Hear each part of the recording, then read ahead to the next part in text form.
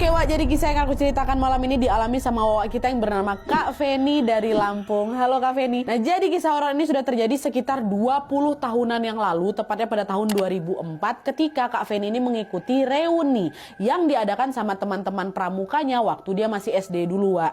Nah, sekarang Feni ini sudah dewasa dan juga sudah berkeluarga malah. Nah, jadi ceritanya pada saat itu di tahun 2004 ini, Wak, Feni itu udah duduk di bangku SMA. Lalu pada suatu hari Kak Feni ini didatangi sama teman SD-nya yang juga aktif di kegiatan pramuka bernama Gozi. Di situ Gozi ini memberikan kabar kalau teman-teman mereka, teman-teman SD mereka dulu ini akan mengadakan reuni dengan berkemah di sebuah gunung. Kita sebut aja lah nama gunungnya ini Gunung Hijau ya. Nah, Gunung Hijau ini memiliki ketinggian yang rendah dan berlokasi tidak terlalu jauh dari tempat si Feni ini tinggal. Jadi Feni yang waktu itu sudah SMA diajak ikut reuni SD pramuka bersama teman-teman SD-nya dulu gitu ya. Kebayang ya. Nah, di situ si Gozi ini bilang ke Feni, Feni, kalau kamu mau ikut daki gunung hari Sabtu besok, kumpul di depan SD kita ya jam 10 pagi. Nanti kalau misalnya kita semua udah kumpul di sana, baru kita OTW nih. Jangan sampai telat ya, soalnya kita ke Gunung Hijau itu naik truk dan truknya ini nggak bisa nunggu kita lama-lama. Jadi tepat waktu ya, kata si Gozi gitu. Oke siap, kata si Feni kan. Nah, adalah tuh hari pun berganti dan tanpa terasa waktu yang mereka tunggu ini pun tiba.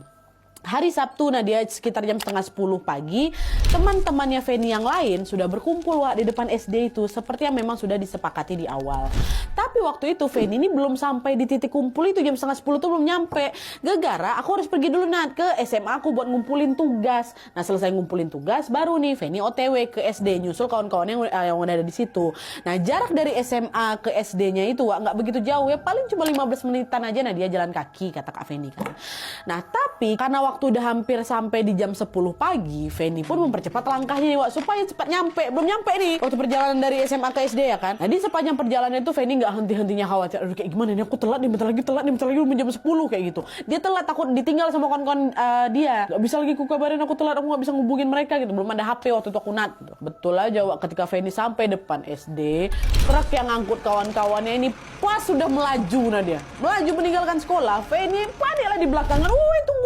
Tungguin aku, udah lumayan agak jauh lah gitu. Cuma nampak mereka ada jalan. Truk mereka ini kan juga ketutup. Mereka yang ada di dalam truk nggak juga bisa ngeliat si Feni sama ngedengar si Feni di belakang. Nah, di sisi lain teman-teman Feni memilih untuk berangkat duluan karena mereka pikir Feni nggak jadi ikut. Karena kan dibilang tepat waktu nih sampai jam 10 Feni nggak ikut juga. Mereka nggak bisa nunggu supir truknya nggak bisa nunggu lama-lama gitu kan, mereka nebeng. Akhirnya setelah ketinggalan truk, Feni waktu itu belum mau balik nih. Dia memilih untuk duduk bentar di halaman sekolah. Mana nih ya?